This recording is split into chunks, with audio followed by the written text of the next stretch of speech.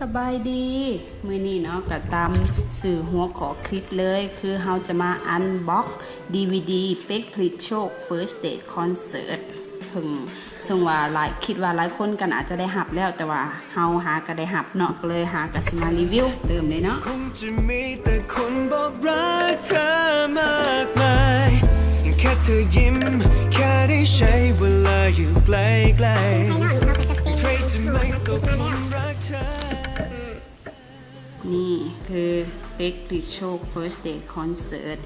และมันจะบอกอยู่นี่ก็คืออยู่ที่ Paragon Hall เริ่มไขเลย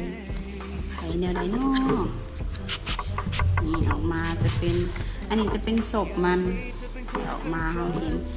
อยู่นี่จะมีแถม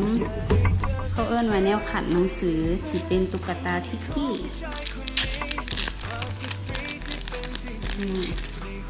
มันจะเป็นบอลขัดหนังสือเป็นรูปพิกกี้เลย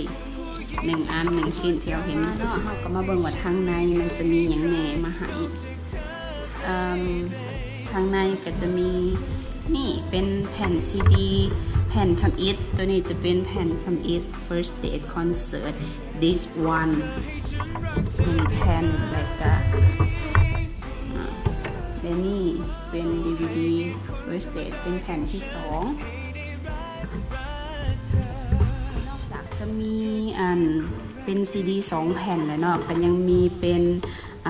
โฟโต้บุ๊กคอนเสิร์ตก็จะรวบรวมรูปภาพที่ว่าเกิดขึ้นอยู่ในคอนเสิร์ตเนาะนี่เบิ่งโดยรวมพอเดี๋ยวติดลิขสิทธิ์แล้วก็จะมีเป็นการ์ดให้จะเป็นการ์ดตัวนี้ใครแนวใดวะนี่ตัวนี้จะเป็นการ์ดมาให้1 ใบ